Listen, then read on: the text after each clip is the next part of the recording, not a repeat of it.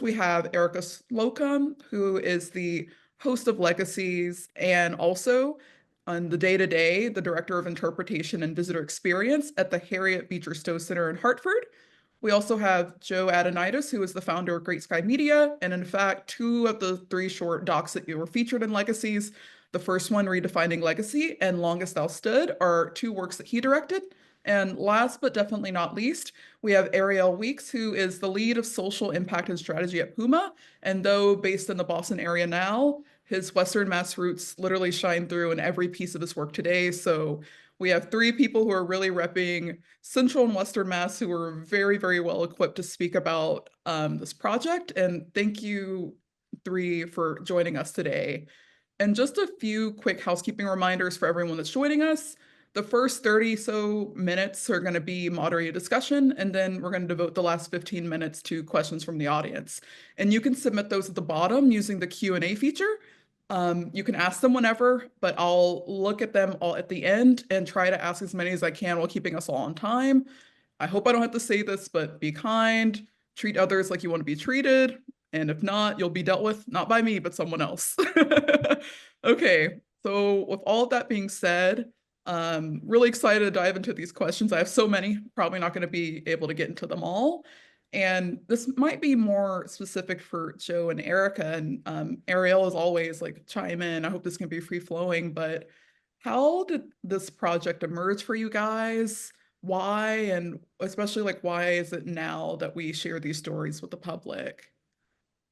So if it's cool with you, Joe, I'm gonna take this one.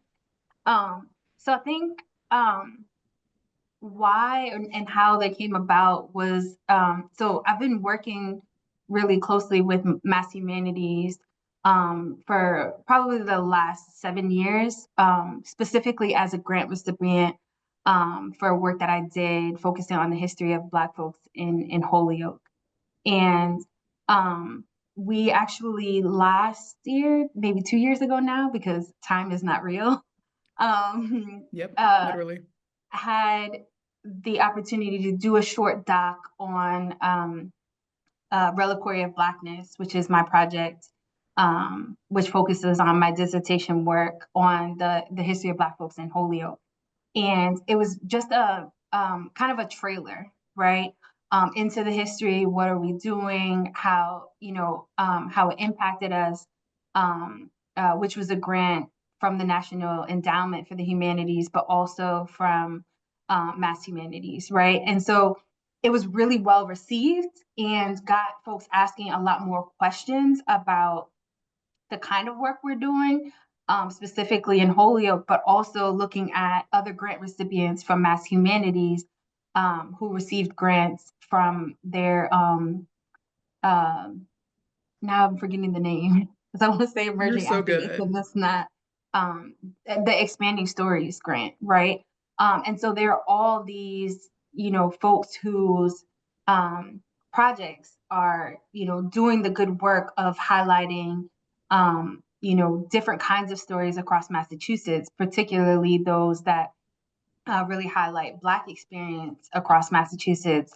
And maybe a year ago now, uh, Mass Humanities and New England Public Media, partnered with this idea of how do we go a little bit deeper and highlight particularly stories in Western Mass, so in the 413. And so from that conversation kind of arose this project. Mm-hmm. Yeah, Joe, is there anything else that you want to add or? I think Erica did a great job of summing it up. For my part, kind of being selected to um, head two of the films, I have a good relationship with our executive producer, Tony Dunn, who's fantastic. And I think he recognized that a lot of my work uh, is related to the arts, public health, and education, and the intersection of those things. And I just felt very fortunate to be tapped on the shoulder to engage in this work and was really excited to do so. Mm.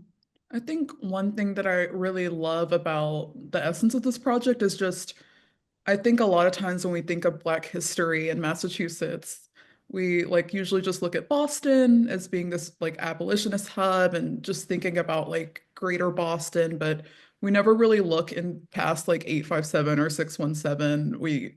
413 is always like in the background, and this really brings it forward. And I know, like, maybe speaking with all of you who are from Central and Western Mass, but I think especially Ariel and Erica, who are like children of this area, is that like growing up, did you like feel that sentiment and always felt like that you guys were always like kind of maybe struggling to make sure, like, hey, yo, there's Black history over here too? I hope that all makes sense.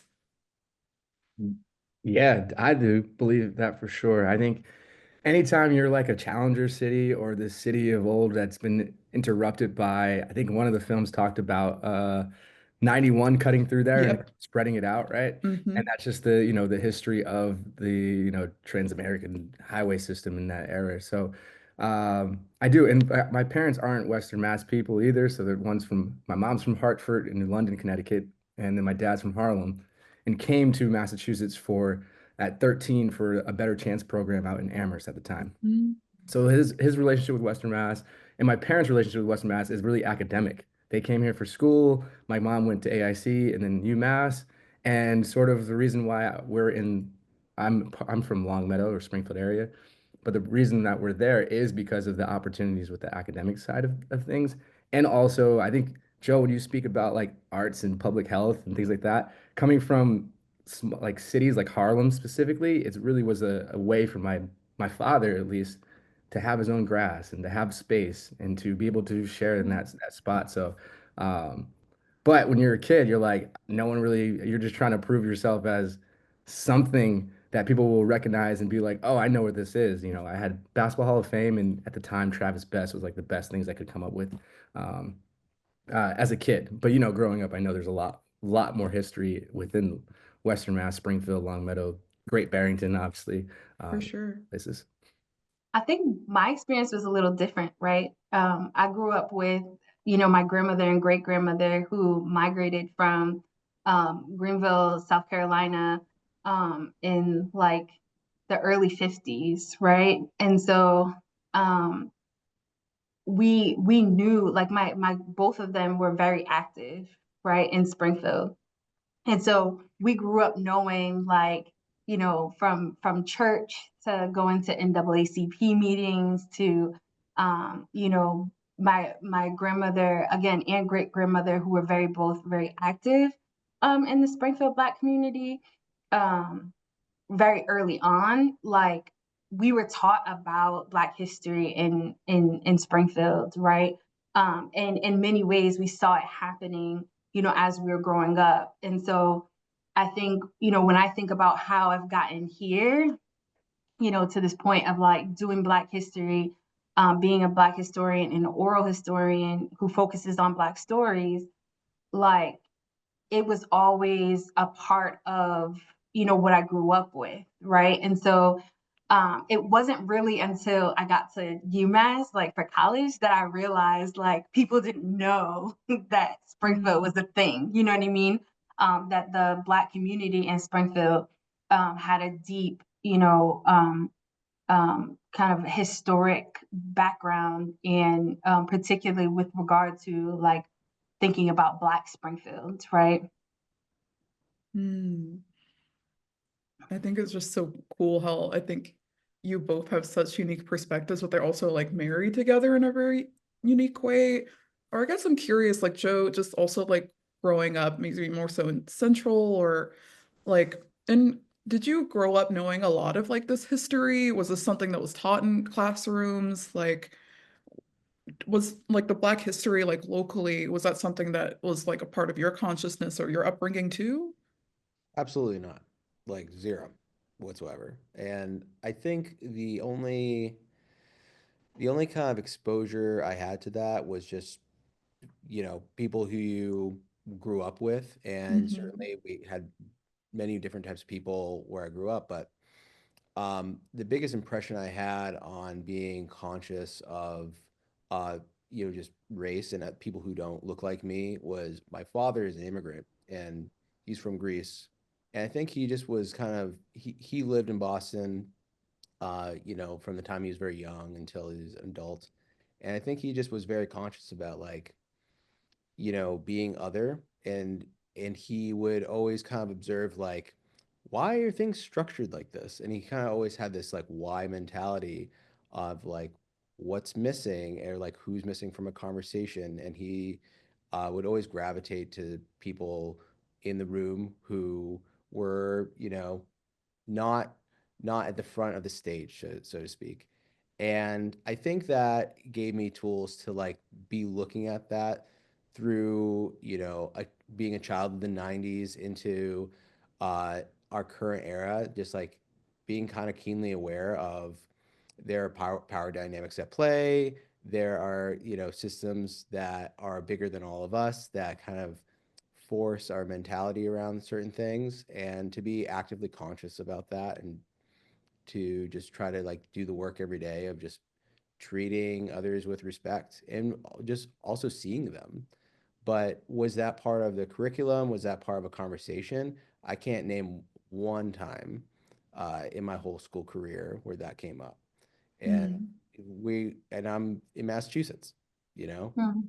so it says a lot. yeah. Definitely. Um, I don't know if Erica, you're gonna say something. You were just like I don't know, it was a hum No, of affirmation. no, is definitely a home of affirmation. But I think, like even being here at the Stowe Center, right, and having done the amount of work that I've done on particularly talking about enslavement and freedom in Massachusetts, right, and Mhm. across New England more broadly, is that like we have this misconception that like we are a state of abolitionists, Yep. right? And so, like the white folks who are here are the good white folks. And the histories that we tell about Black experience is very limited in a way that like we don't have a conversation about enslavement in Massachusetts in most, curriculums. But then we also, it's like, thinking more broadly about, the kinds of curriculums that are set up, it's like Martin Luther King Jr. Let's talk about him, right? And it's like, well, let's also talk about Primus Mason. You know what I mean? Let's, talk about um, um, I'm drawing a blank on names, but there are so But so many, many, literally so Black many. folks who are like here, um, across Massachusetts, and more specifically in Western Massachusetts, where like it's not that we don't know their stories, we just don't know them publicly because they haven't been talked Mhm. about publicly. And so I think um to draw it back into why our project is so important, like being able to tell like the legacies of the history of Black history of folks in the 413, is that like they aren't stories that folks know about, and even when we're looking at these like more contemporary moments, like the fact that Mount Calvary exists, that the Sheffield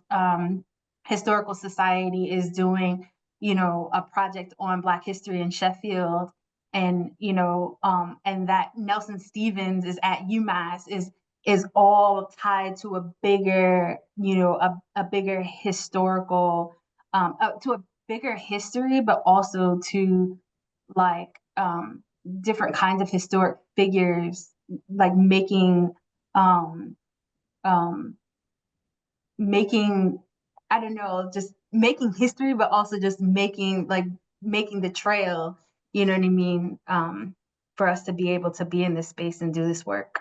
Mhm.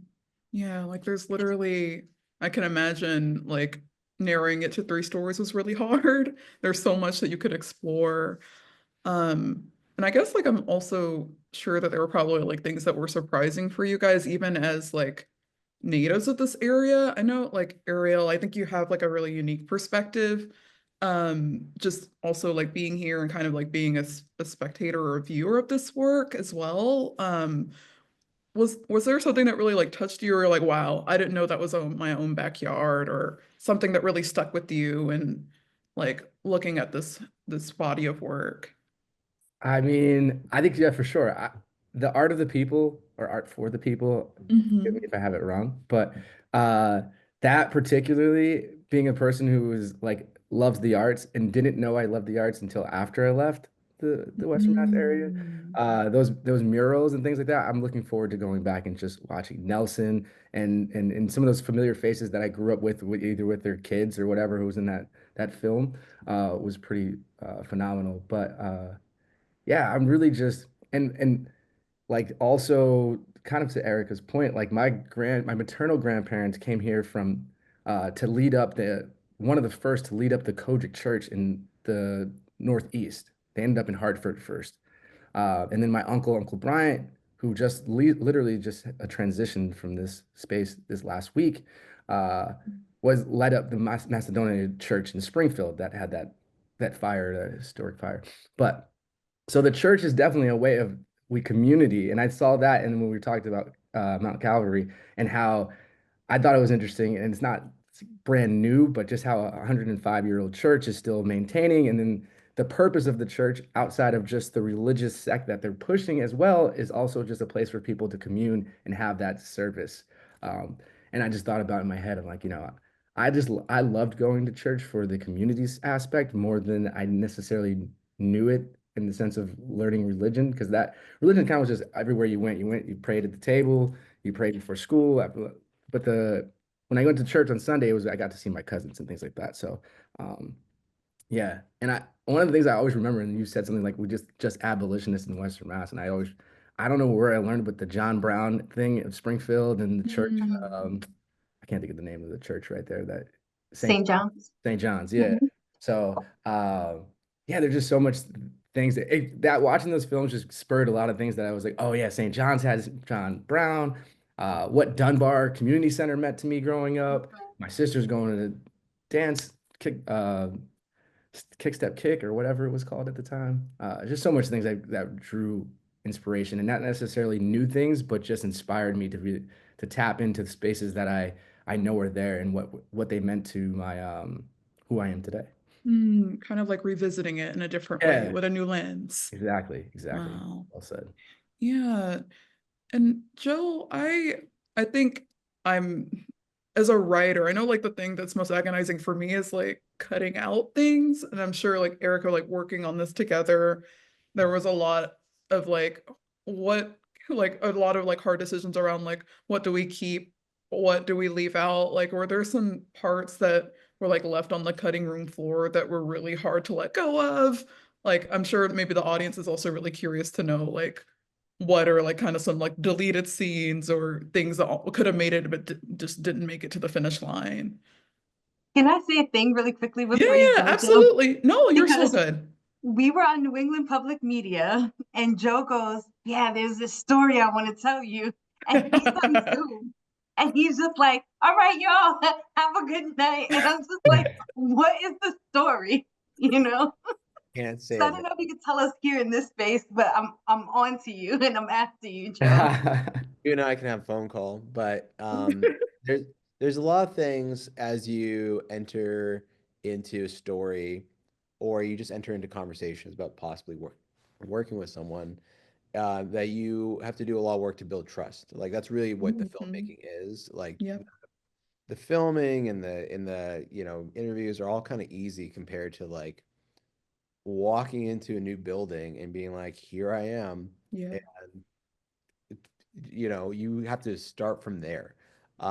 So there's a lot of things that are said in confidence that reveal a lot that cannot make it into the final product for a lot of reasons. One, they're just contextual and you don't need context over and over and over again. Sure. Two, they reveal something about the passions and the efforts of people, especially in an organization like the church, Mount Calvary, that really instill an importance in you, like kind of a fire in you, like, oh yeah, this has to be told.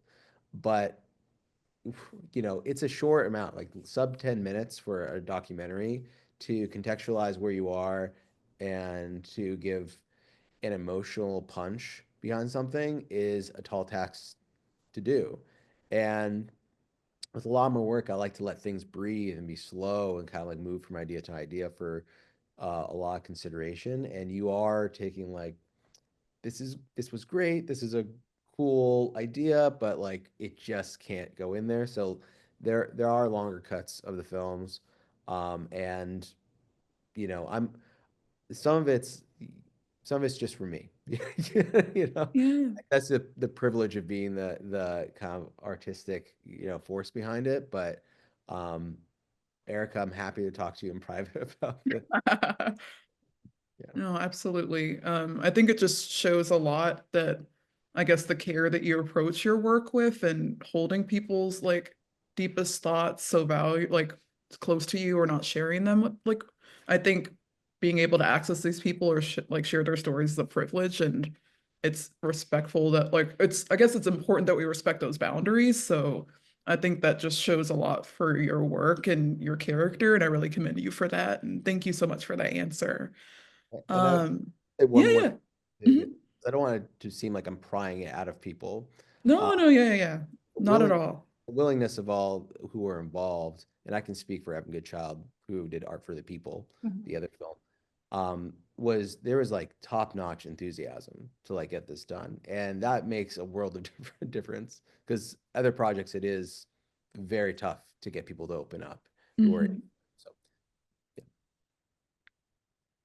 Yeah, and I guess I'm curious about from all three of you, like what should the next story be, or what are some like other legacies that we need to shine a light on? I know there's literally like so many, like the Connecticut Valley, River Valley, there's like it's just stories on every corner, but what's something that you guys want to turn to next or you think deserves its flowers? So I'll say that the next, we actually have another short film for Legacies that's coming out. It'll be airing on nepm.org. Um, and that actually comes out the last week of February. Okay. And that one focuses on the stories of lesbians of color in Northampton, Mm. and looking at their journey of like, coming to the space, but also then, placemaking for themselves and their community. So as far as, what's next for what we've kind of already worked on, that, um, but you know, I don't know, there are so many projects that, are happening, particularly in and around Springfield, that I hope that, we have the opportunity, not only to like look back at the elders, but also to talk to a number of the youth about their experiences and the kind of movement that they're having with their own personal histories as it relates to these moments that we've kind of already looked at around like placemaking and history making. Mm. I saw Ariel give like a very like big nod talking about like the youth and making sure that their stories are recorded or carried on in real time as well. Like, what were you thinking about, or is there anything that you think is important to add? Yeah, I think is spot on, Erica. I really, in some of the work I do in Puma world is that shining lights. We have this program Mm. called We Are Legends, and it's just Mm. about um, speaking to yourself as you are the new Black history or you are the history, because we always are caught looking back and like then making the judgments on, well, I don't know if I could be that type of person to stand up in front of a blah, blah, blah, or whatever.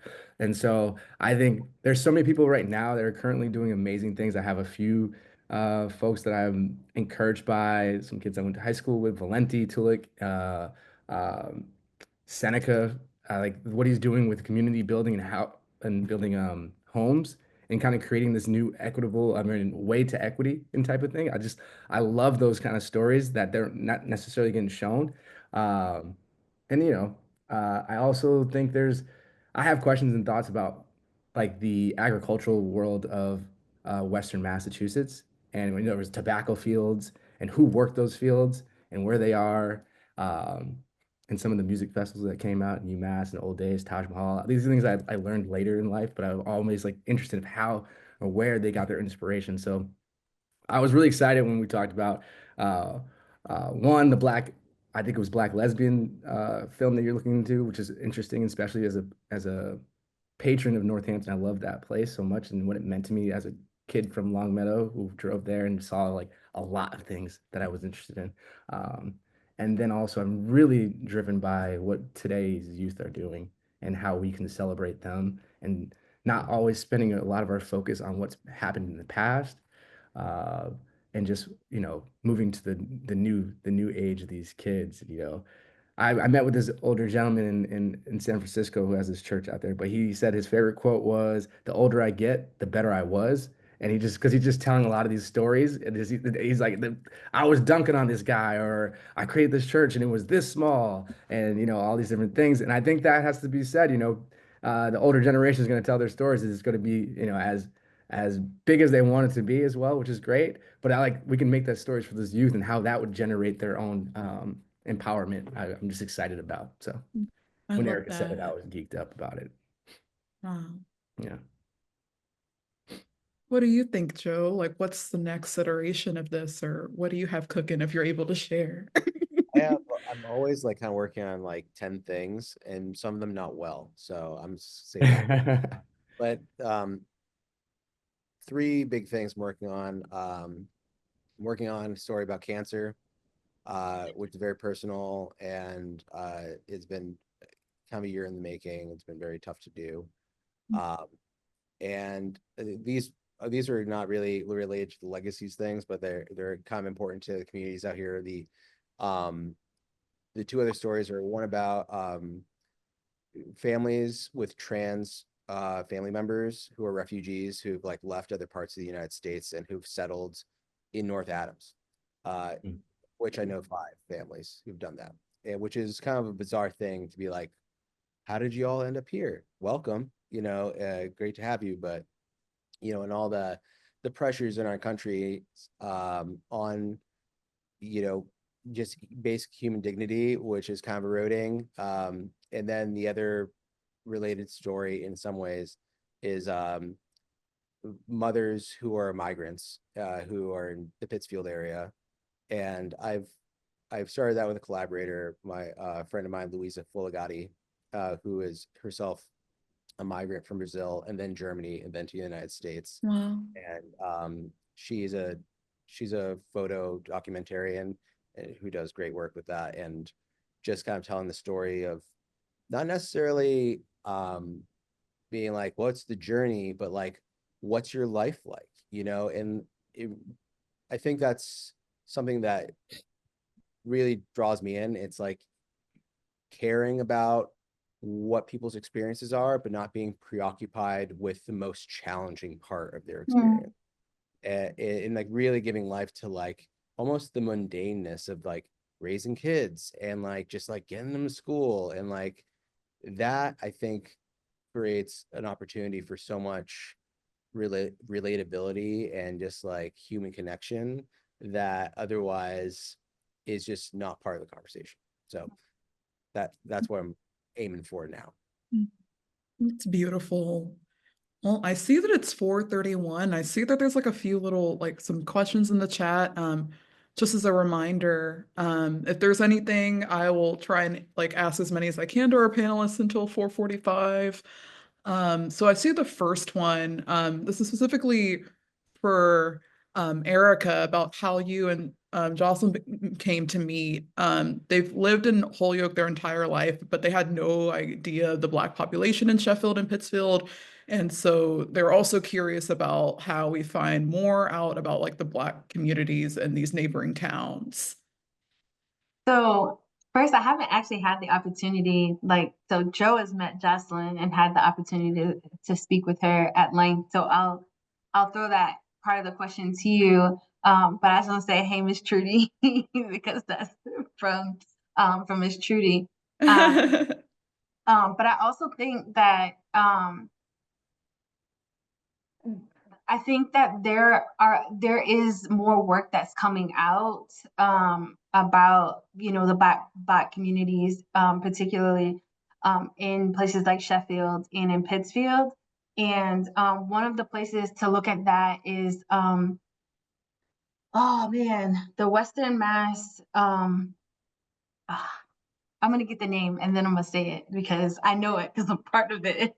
But I'll give the name for the organization. But Joe, I'll give you the question about Jocelyn and you're meeting her. So I'll start with like uh, being assigned the Sheffield Historical Society piece. Part of me was like, what is there to tell? You know, Oh, like wow, really? I really like, because you look at everything else and you're like, here are Black communities that, you know, they are doing, you know, art, or, you know, they have a worship, you know, it's a place of worship. And this, I was like, it's a, it's Sheffield, you know? So I'm starting with like this conception I have in my head. And, you know, meeting the dedicated people, Paul O'Brien, the head of the historical society down there, and all of his team, who are like really just engaged in this work for the love of it, right? Like, I don't think they even, I think it can be considered and should be considered a form of allyship, but like, it's just like, they're like, this has to be done, right? With no reward. No one's getting paid. Like, everyone's, I am assuming, retired. Sorry if I'm like aging everyone. But they're just fascinated by history, and they're fascinated by this idea that they can make real life connections today with people's history, and like just offer that to people for free, you know, like just for the love of the game. So when I started talking about Paul, Jocelyn's name came up really fast. And I was like, oh, Jocelyn has this great story. He kind of starts telling me that. He's like, oh, and now she's kind of like part of the team. Like, she's really involved with the historical society because of her really great experience uncovering her history. And so I immediately start talking with her. And I know she's probably in the chat right now. So I'm just gonna say she's like one of my favorite people. Like, and we you know, she's in Philadelphia.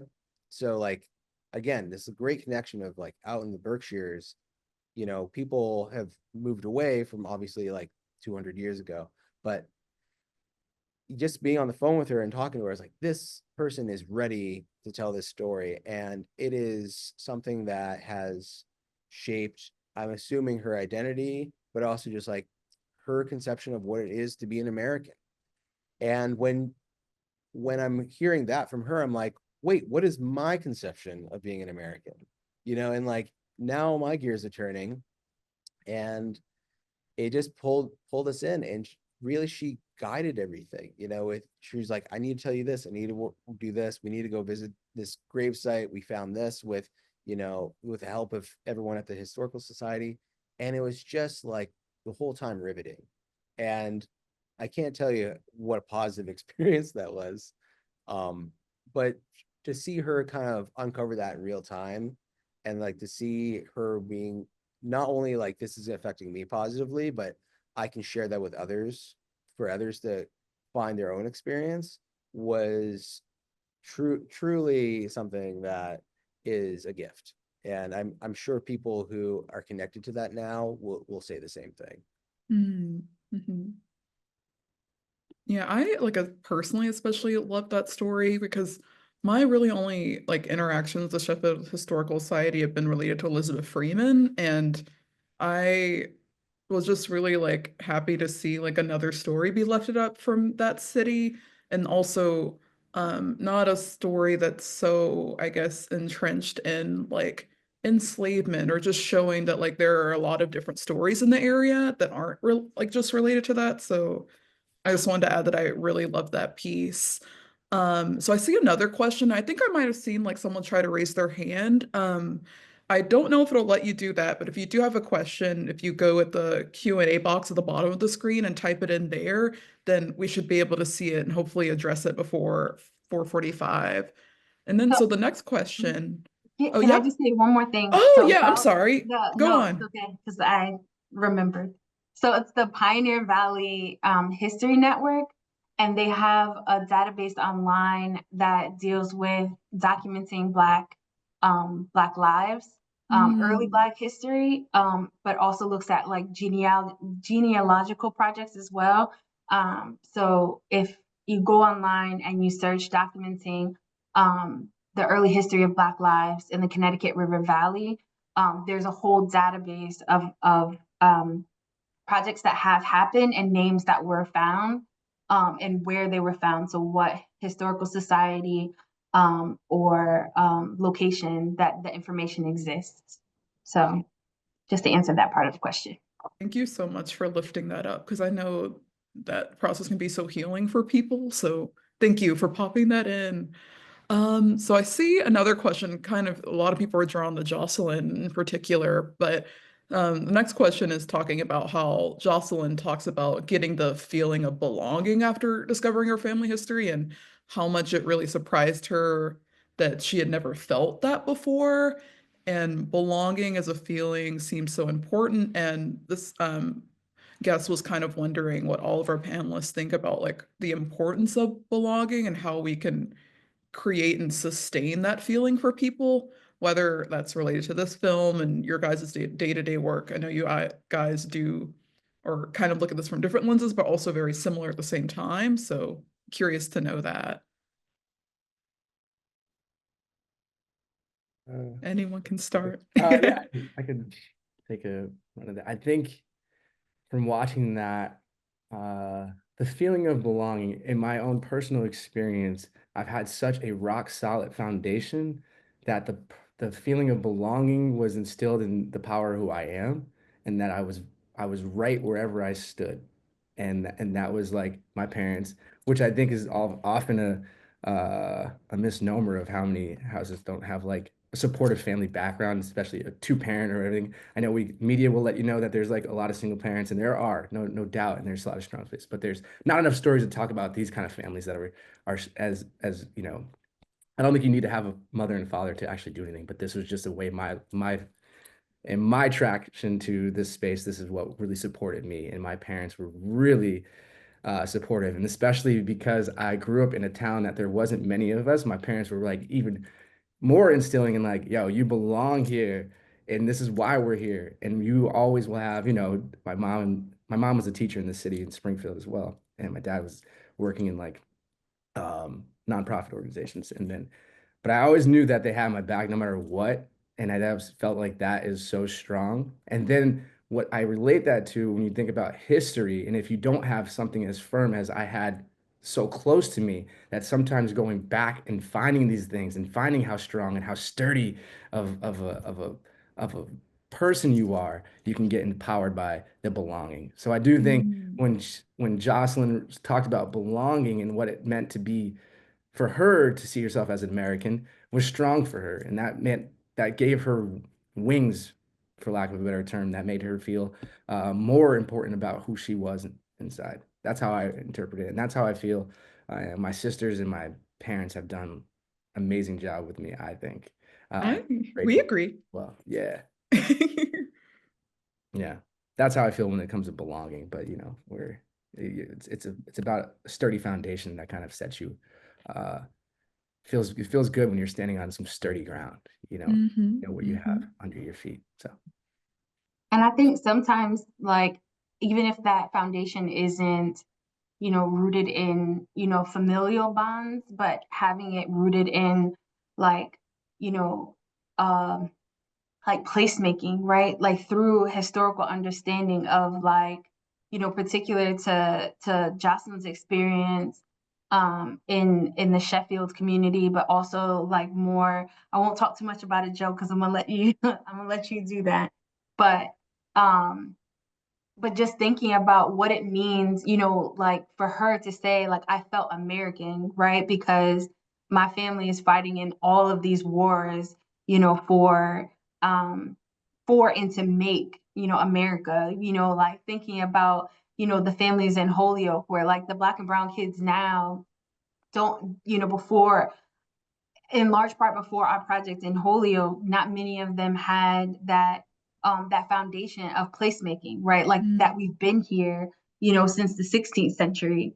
You know what I mean? And we are the ones that help build when people talk largely about or the 17th, yeah, no, 16th century. Because numbers. but like, when people talk about, us building, Black folks building this country, like when we think on a micro level, like Black folks literally built Holyoke, you know what I mean? And in many ways, built the city of Springfield. You know what I mean? And so I think it's Schomburg who says like the American Negro must remake his past in order to make his future, right? And I think that like that's what this is, right? Like that projects like this is us like going back and digging it up and saying like not only are we here now, but we have been here. And particularly not thinking about it broadly as, we've been here in this country because, of enslavement, but like, which is true. And also, it's not always the case. And also, like we built, I was gonna cuss. Sorry. We built this up, you know what I mean? And for projects like this, it shows like here's here's the proof, right? Like here is the if we're looking at the archives and we're holding the archives as, a fact-based repository, then we're looking at the archives and we're saying like folks are here, you know, and we're talking to the people about their experience when they're here, and we're holding those stories as sacred because they are, right?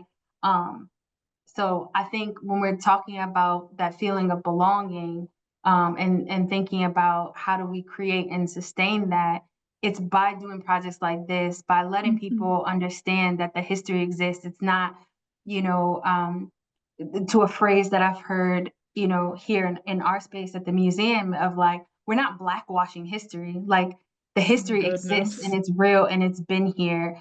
And now what we're doing is making space for for the truth of the history, the expanded story, the reality of a diverse and collective history to be known and to be shown that folks can stand on.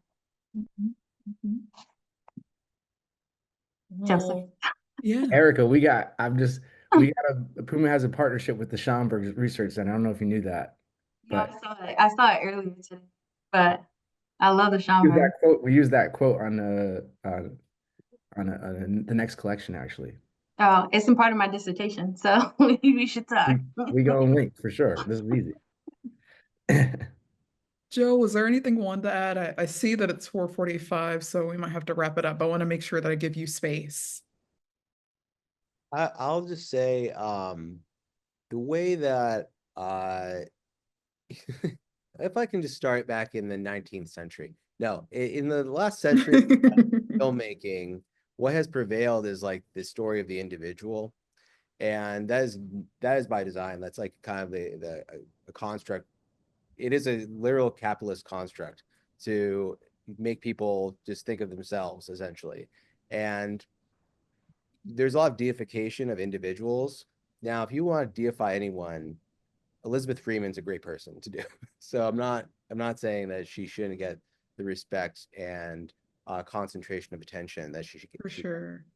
But really, I think the work needs to shift to stories like Jocelyn, stories like the church. They're about groups of people and not just about like one individual out there alone in the wilderness conquering the world, because none of us really feel that way. Mhm. I don't want to feel that way. I don't want to feel like I'm alone and I'm going to champion a cause for the rest of my life by myself. I want to feel like I'm going together with people. And I think if people can get the sense of that, like from the work, from the stories that we're telling, that they're not alone, that like they share a history, that there's greatness in everyone's past and complicated and bad things. I think that's just a easier way to live, essentially. That is such like a good note to end on, just that we're not individuals, but all of us are lifted up by the communities that we're surrounded by. Erica, Joe, Ariel, thank you all so much for taking the time. I can see the love in the chat, and I think I might have saw that Jocelyn tried to raise her hand. So a lot of love for you and sharing your story with us. Thank you so much for that. So for everyone, thank you for joining us for this panel discussion. Be sure to check out the other Black History Month festival panels that we have lined up here at the Globe. Once again, take care, stay safe, and please stay warm. It's freezing out there. Bye, everyone. Thank you. Bye. Hey, thank you.